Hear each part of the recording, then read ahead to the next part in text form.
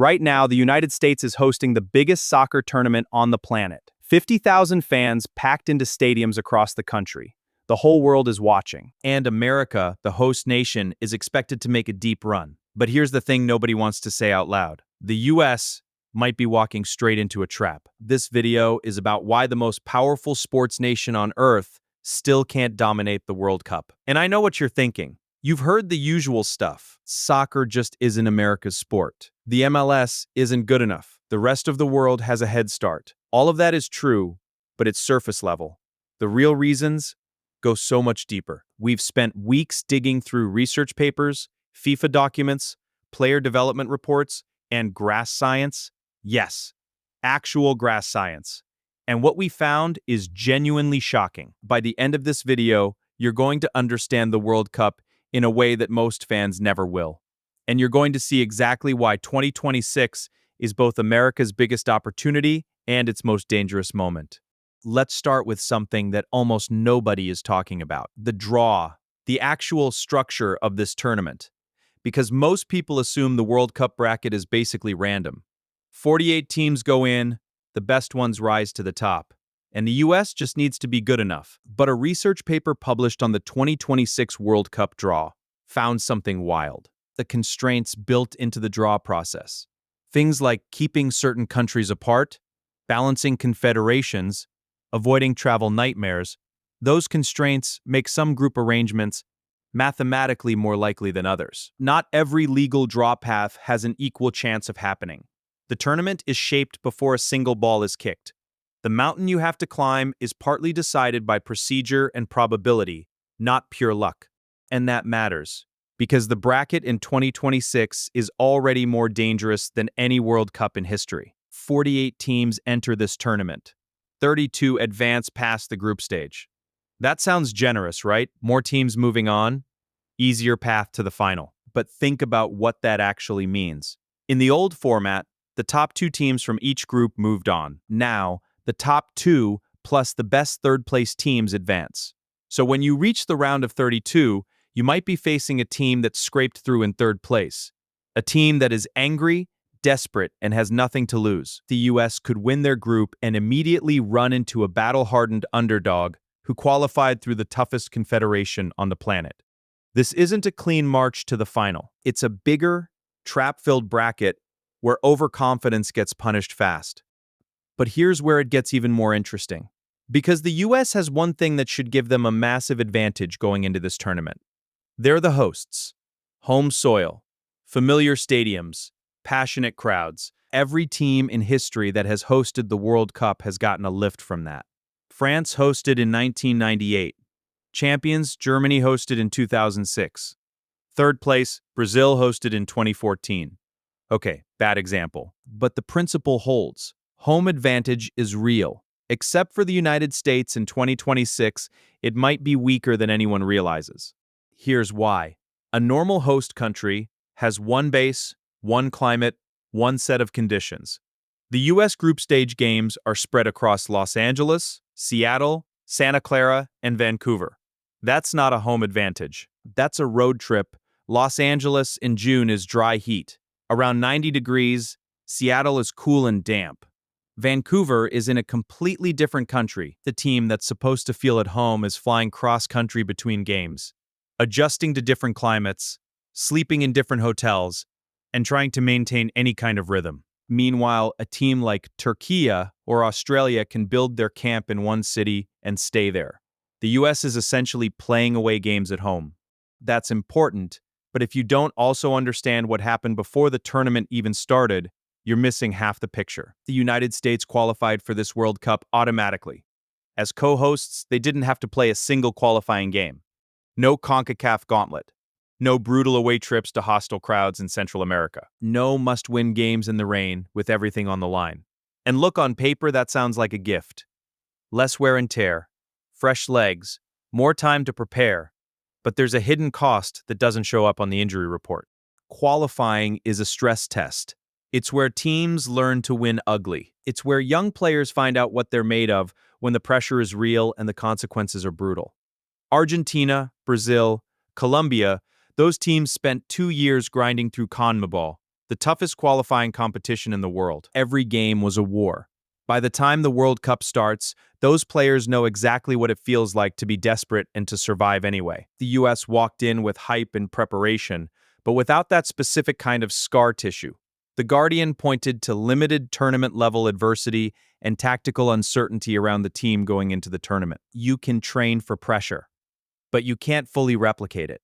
And then there's the grass. I know that sounds ridiculous, but stay with me because this is one of the most fascinating hidden variables in the entire tournament. Several NFL stadiums hosting World Cup games had to rip out their artificial turf and replace it with natural grass for FIFA. And not just any grass. Depending on the climate of the city, some stadiums are using bluegrass-ryegrass blends. Others are using Bermuda grass.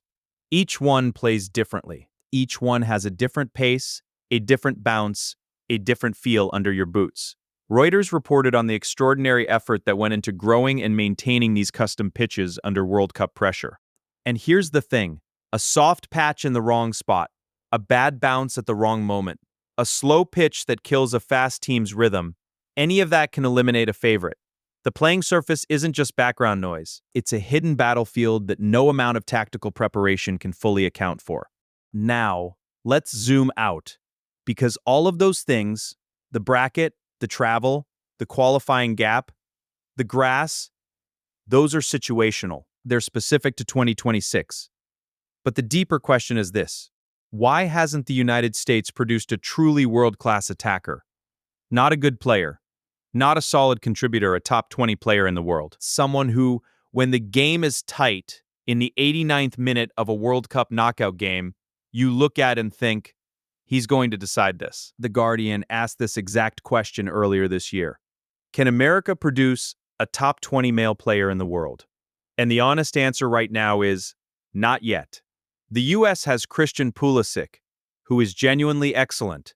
They have Yunus Musa, Weston McKennie, Folarin and Balogun. Real players at real clubs. But there's a gap between good enough to compete and good enough to win the whole thing. And that gap almost always comes down to one ruthless attacker who can create something from nothing in the moments that matter most.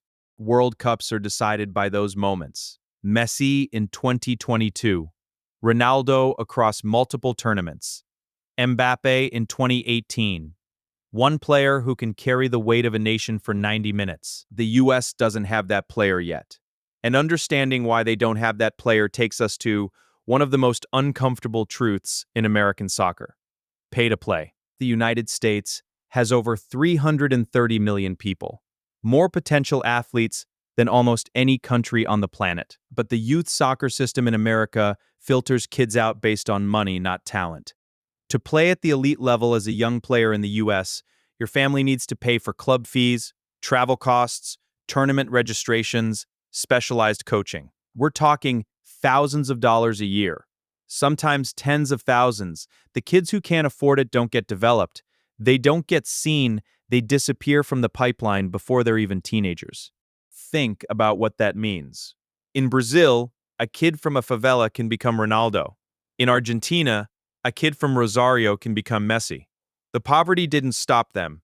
In some ways, the hunger drove them. In the United States, that same kid might never even get a proper coach.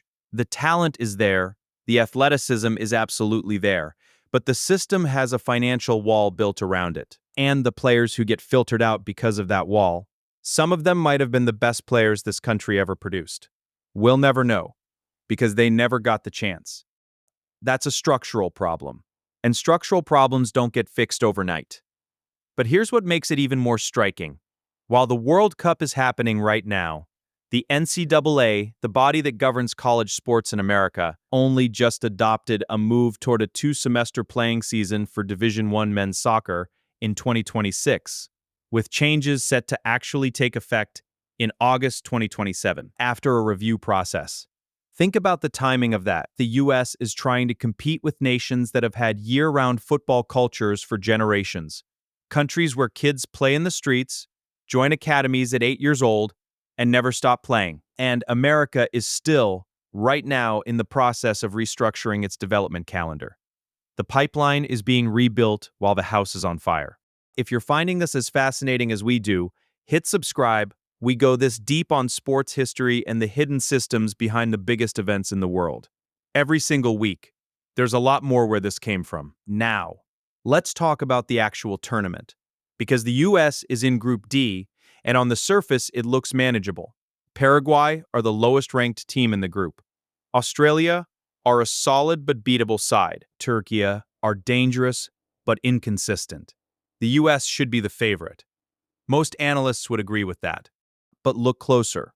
Paraguay got to this tournament through South American qualifying. That's the same brutal gauntlet we talked about earlier. They didn't get here by accident. They are described as defensively organized, hard to break down, and extremely difficult to beat when they're set up to absorb pressure. For the US opener, the most pressure-packed game imaginable. Home crowd, world watching, everything on the line. Paraguay is exactly the kind of opponent that can make a favorite look flat. Tight, defensive, counter-attacking, comfortable with the chaos of a low-scoring game. Turkey are a different kind of threat. Arda Güler is one of the most technically gifted young midfielders in European football right now. Hakan Çalhanoğlu is a world-class, deep playmaker. If Turkey are clicking, they can dismantle any team in the world for 45 minutes. And in a World Cup group game, 45 minutes of that is enough to change everything. And Australia. Don't sleep on Australia. They are built exactly for the kind of tight, physical, counter-attacking game that knockout football rewards. They don't need to dominate you. They just need one moment. The US could go into the knockout rounds in first place and still have done nothing. Because that's when the real tournament starts. And Reuters reported something that should make every American soccer fan uncomfortable. In the 13 games before facing Paraguay, the US kept just one clean sheet, one in 13 games. You can have all the attacking talent in the world, but in knockout football, one defensive mistake ends your tournament. It's that simple. One lapse, one moment of lost concentration, and you're on a plane home. So let's bring this all together. Because here's the full picture. The US enters the 2026 World Cup with more talent than they've ever had. The infrastructure is growing, the players are playing in better leagues, the interest in the country is at an all-time high. All of that is real. But they're also entering with a bracket that punishes overconfidence at every turn. They're traveling across their own country like a road team.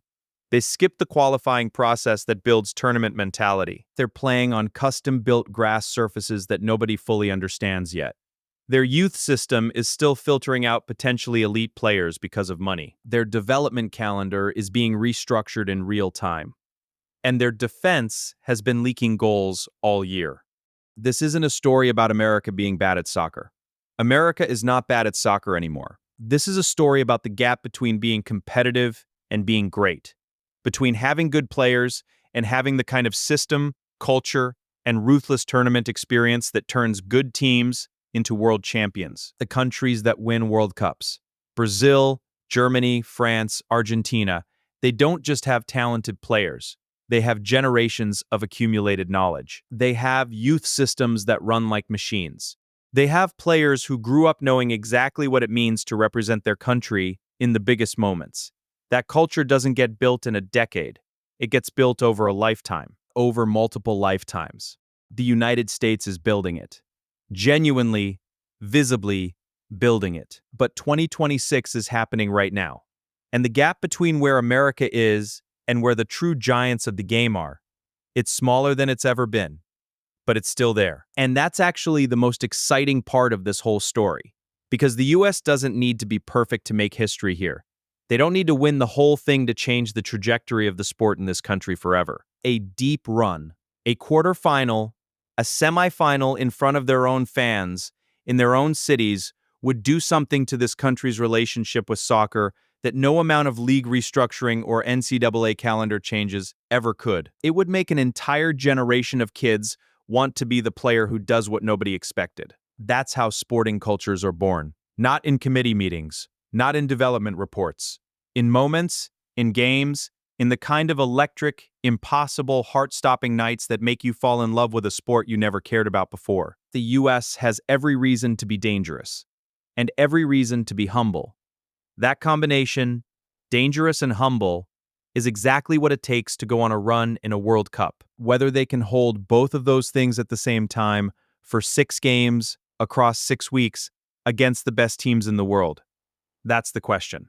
And honestly, we can't wait to find out. Drop your prediction in the comments right now. How far does the US go? Group stage exit? Quarterfinals? All the way. Let's see who's right when this thing is over. And if you want to understand the hidden systems behind other massive sporting moments, the ones that never make the highlights, we've got a video right here that goes just as deep. Watch that next. You won't regret it.